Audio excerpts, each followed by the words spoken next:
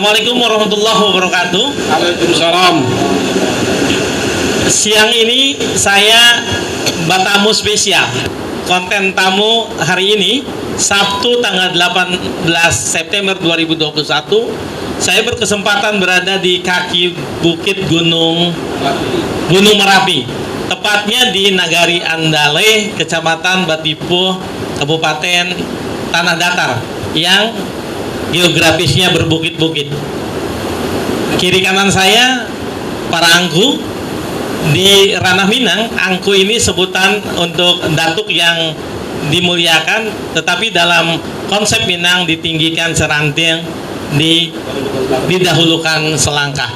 Alhamdulillah siang ini saya menghadiri pengukuhan kerapatan adat Nagari Andale.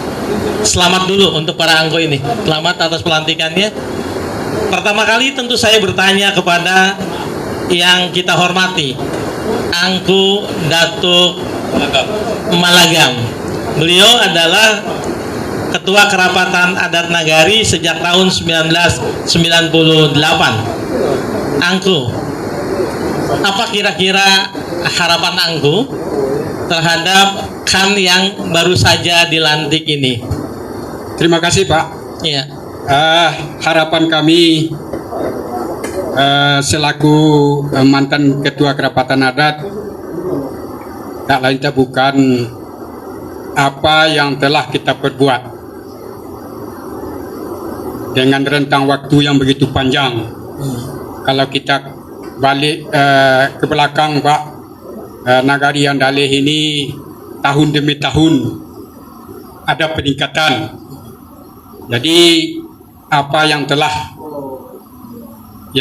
kita coba buat landasannya itu dapat dilanjutkan oleh kerapatan adat yang baru di bidang adat Salingka Nagari, di bidang hukum sosial masyarakat adat. Karena apa?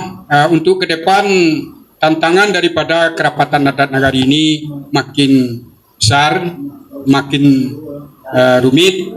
Untuk itu kerapatan adat yang baru dikukuhkan harus siap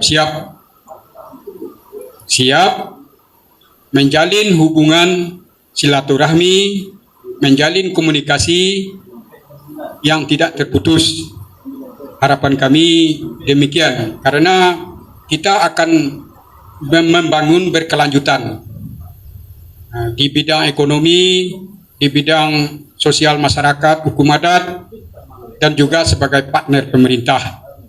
Mudah-mudahan kalau kita niat tulus dan ikhlas, kita berharap dapat cita-cita Nagari Andale ini yang baldatun taibatun. Itu kita harapkan kepada angku-angku nenek mama, anggota dan pengurus, tentu bekerja keras dengan kejujuran. Berangkat kita dari niat tulus dan ikhlas. Mungkin itu, Pak, harapan kami periode yang lalu. Terima kasih atas kesempatan. Angku, sebelum sampai ke yang lain, saya tadi mendengar bahwa angku nini mama di Andale ini ada 30 kurang 1. 29 ya angku ya? Iya. Sebutan, Pak. Sebutan. Ya. Sebutannya bagaimana? Bahasa Minangnya? Ya, kalau sebutannya 30 kurang 1 ya. Dalam bahasa Indonesia 29 orang ya. Itu sebutan ya. Tapi realitanya nanti bisa lebih, Pak. Oh, bisa lebih. Bisa sebutan lebih. Saja. Sebutan saja. Ya, sebutan karena itu yang diturunkan oleh nenek yang dahulu. Iya. Bahasa Minangnya itu apa? Tadi 30 kurang 1 itu? Ya, 30 kurang aso. 30 kurang aso. Jadi aso itu kan 1, Pak. Ya, jadi 30 kurang aso itu bukan arti sejatinya, tetapi arti maknawiyah begitu ya, karena ya, bisa saja lebih begitu ya. Bisa saja lebih, itu tergantung daripada perkembangan, Pak. Perkembangan karena adat ini kan ada kotopili, kelarasannya, Iya. ada Budi Caniago. Iya. Jadi perkembangan nenek mama itu bisa saja terjadi atas kesepakatan nenek mama dalam nagari Oh. dengan dasar anak kemenakan itu telah berkembang biak Iya. Iya. dan memenuhi syarat untuk dikembangkan. Dan secara konsep tidak pernah akan hilang, bahkan Bertambah, karena bertambah anak kemenakan itu. hilang sulit Pak. Hilang sulit. Karena apa? Kalau dibenamkan Iya. itu prosesnya panjang. Iya. Karena penghulu di Minangkabau khusus di Andaleh ini Iya. mempunyai anak kemenakan yang berjenjang. Anak kemenakan yang berjenjang. Iya. Jadi dari panjang jarak mama dengan kemenakan 1 meter, Iya. ada yang 3 meter, ada yang jauh gitu. Oke. Jadi walaupun punahnya yang 1 meter, punahnya yang memakai adat itu Iya. nanti akan ada penyambungnya Oke. sesuai dengan silsilah atau istilah ranjinya Pak. Iya. Itu pedoman nenek mama itu. Iya, dan 30 kurang aso ini di susunan kepengurusan itu terwakili semuanya. Susunan kepengurusan itu begitu Pak. Kalau kita payung hukum kita kan peraturan daerah Iya. Perda nomor 4 2008. Itu kan payung hukum. Iya. Nanti diturunkan lagi perda itu oleh tata tertib kerapatan adat nagari setempat. Yang kuncinya di belakang adat selingkah nagari. Iya. Nah, jadi di dalam nagari itu bermacam-macam seperti di Andalas ini Pak. Nenek mama itu ada tingkatannya Iya. dengan suku yang 4. Istilahnya suku 4 nagari itu harus mempunyai 4 suku. Iya, Walaupun 5 suku, 6 suku, tapi istilahnya 4. 4 sebetulnya. Disebutannya 4. Nah, di dalam 4 itu ada 1 orang nenek mama dalam suku yang 4 itu. Suku yang 4 itu kalau di Andaleh ini ada Segumbang, ada Koto, ada Melayu, ada Pisang. Jadi setiap persukuan itu ada 1 orang nenek mama yang namanya nenek mama pucuk Pak. Nah, nenek mama pucuk. Ya, itu setiap nagari beda-beda sebutannya. Iya. Ada yang sandi adat, ada yang macam-macam sebutannya. Tapi kalau di Andaleh itu panghulu pucuk Pak. Panghulu pucuk. Panghulu pucuk. Panghulu pucuknya tentu ampe itu. Nanampe itu. Nanampe. Di bawah itu mengayomi nenek mama namanya Handiko Pak. Nenek mama Handiko itu terdiri daripada nenek mama dari kaum-kaum. Iya. Setiap kaum itu mendirikan penghulu. Iya. Nah, nanti dikoordinir oleh penghulu pucuk. Iya. Nah gitu Pak. Oke, terima kasih nih Datuk. Jadi setiap persukuan itu seperti di Andaleh ini ada yang 6 penghulu di bawah penghulu pucuk, ada yang 7, Iya. ada yang 5, Iya. ada yang 10 Pak. Iya, iya. Begitu. Jadi kalau mau dikembangkan karena anak kemenakan telah banyak, luas, nah itu bisa saja dikembangkan atas kesepakatan berjanjang naik bertangga turun tadi Pak. Iya. Mulai dari kaum sampai penghulu Andiko, nanti finalnya di urang 4 suku ini, Iya. penghulu pucuk ini. Kalau itu izin dikembangkan, itu bisa ditambah Pak. Iya. Begitu. Iya, oke, terima kasih Anggo. Iya. Sekarang kita ke Anggo Datuk Tumangguang. Beliau adalah Ketua Kerapatan Adat Nagari 2021-2026 yang baru saja dikukuhkan. Dan keren ya bagi teman-teman penikmat kanal Otong Rosadi. Tadi saya menyaksikan sendiri yang melakukan pengukuhan terhadap KAN 2021 sampai 2026 ini adalah ketua KAN lama, ya. Itu sesuatu yang menurut saya tradisi baik. Nah, sekarang saya sampai ke Angku. Angku sebagai ketua KAN terpilih, tugasnya tentu berat ya. Salah satu tugas yang terberat dan kira-kira bagaimana Angku bersama kepengurusan KAN lainnya itu mampu menjawab tantangan yang berat itu. Silakan Angku. Ya, makasih Pak. Assalamualaikum warahmatullahi wabarakatuh. Salam. Ya, mungkin yang hormati Bapak Rektor, terima kasih kepada kami diberi kesempatan Pertama, atas pertanyaan Bapak tadi, bagaimana ke depan kan yang baru dikukuhkan ini supaya bisa menjawab atau melaksanakan tantangan ke depan. Pertama, kami kan yang baru dilantik atau yang baru dikukuhkan, bagi kami ya, ini bukan pangkat, jabatan, cuma ini amanah. Jadi amanah ini akan dipertanggungjawabkan dunia dan akhirat. Dunia kepada masyarakat hukum adat dan angku-angku nenek mama, nanti di akhirat kepada Allah Subhanahu wa taala. Untuk itu sesuai dengan kami nenek mama bajalan luruh bakatobana, kiat kami ke depan, pertama kami benahi diri kami dulu. Sebab namanya penghulu itu panutan. Penghulu itu pewaris Nabi, sifatnya ada 4, sidik, tablik, amanah, fatanah. Jadi kalau sidik artinya penghulu itu benar. Kalau tablik menyampaikan penghulu itu ini benar, ini salah. Kalau fatanah amanah berarti penghulu itu dipercaya amanah. Kalau fatanah penghulu itu cerdas. Jadi kami di nenek mama kami benahi sumber daya kami dulu. Sebab kami yang didahulukan selangkah ditinggikan sarantiang itu kepercayaan dia nak kemanakan. Itu kategori ketuladan dia nak kemanakan. Tingkah laku kami, perbuatan kami itu dipantau oleh anak kemanakan sehari-harian terus. Jadi untuk itu pertama kami benahi diri kami. Namanya patwanya di Minangkabau kalau adikku dipakai baru, baju dipakai usang. Jadi yang talupo tu, yang tabanam tu dicoba membangkitkan kembali supaya adat lamu pusaka usang tu nan ba adat sepanjang jalan baju pak sepanjang batuang di negari Andaleh terlaksana semestinya. Yang kedua, kami nenek mama terutama pengurus yang didahulukan selangkah ditinggikan sarentiang, kami pengurusku kalau patwanya hanya selangkah dulunya daripada angku-angku nenek mama. Jadi dulu selangkah harapan kami kepada angku-angku senior kami itu dulu selangkah dapat di BCI. Artinya dapat di BCI istilahnya BCI itu pesan pak.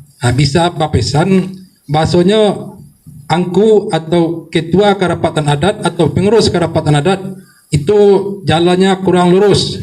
Jadi bisa diingatkan oleh angku-angku nenek mama anggota kami. Sebab kami hanya dulu selangkah ditinggikan sarantiang hanya sarantiang tinggi kami daripada angku-angku nenek mama. Jadi setinggi sarantiang dapat dijauhi atau dapat dijangkau dengan tangan pak. Jadi kedepannya untuk menjawab tantangan ke depan tentang adat lamu pusaka usang, tentu di siku ada pakwanya, patatah patitihnya, barik samo di pikue, dengan sambo di jinjiang. Iliannya samuaro, mudiannya sarantak kalah. InsyaAllah pak, kalau bayu batido, duduk basamo-samo balapang-lapang, duduk surang basampi-sampi, kami rasa tidak ada kusui nantak selesai, karuah nantak janiah. Jadi mungkin dari kami pengurus yang baru, kami bukan ikut jabatan, bukan membuat kami sombong, cuma membuat kami untuk berikhtiar supaya bisa kerapatan adat yang baru dikukuhkan ko bisa sesuai jo harapan masyarakat hukum adat baik yang di kampung maupun yang di rantau. Mungkin sekian Pak. Assalamualaikum warahmatullahi wabarakatuh. Ya, waalaikumsalam. Terima kasih. Pemirsa sekalian, sahabat pembelajar yang selalu menonton YouTube Otong Rosadi ini, ada satu pertanyaan bagi kita yang bukan orang Minang atau tidak berada di Minangkabau. Kalau dalam struktur pemerintahan desa secara umum itu ada kepala desa. Kepala desa itu kalau di sini wali nagari. Kemudian di samping kepala desa itu ada Badan Perwakilan Desa atau BPD. Kalau di sini namanya Badan Perwakilan Rakyat Nagari BPRN. Nah, lalu posisikan itu kira-kira ada di mana? Siapa yang mau menjawab ini? Boleh. Oke. Silakan. Kalau kan di mana tuh posisinya? Ini Pak, terutama sekarang pembenahan kerapatan adat yang baru kita kukuhkan ini, di samping kerapatan adat ada suatu badan yang seperti struktur itu Pak, Iya. yang membidangi atau selaku penasihat Iya. ataupun pengawasnya. Jadi strukturnya istilahnya konsultasi dengan badan itu nanti. Iya. Itu tentang struktur sekarang Pak. Iya. Iya. Nah, untuk strukturkan di mana, walaupun Badesa dulu, walaupun Banagari, Iya. kita kan dipayungi oleh Perda Pak. Iya. Dipayungi oleh Perda. Kalau dulu kita Badesa dipayungi oleh Perda nomor 13 Iya. Sumatera Barat, Iya. yang kan itu tetap eksis gitu. Iya. Yang balik ke Nagari dipayungi oleh peraturan daerah. Iya. Terakhir peraturan daerah itu nomor 4 tahun 2008. Iya. Jadi di situ tupoksikan itu adalah kerjasama konsultasi dengan pemerintah Nagari, terutama Iya. menyangkut kepemerintahan. Iya. Yang kedua, kalau menyangkut dengan Sako dan Pusako itu finalnya di Kerapatan Adat Nagari. Iya.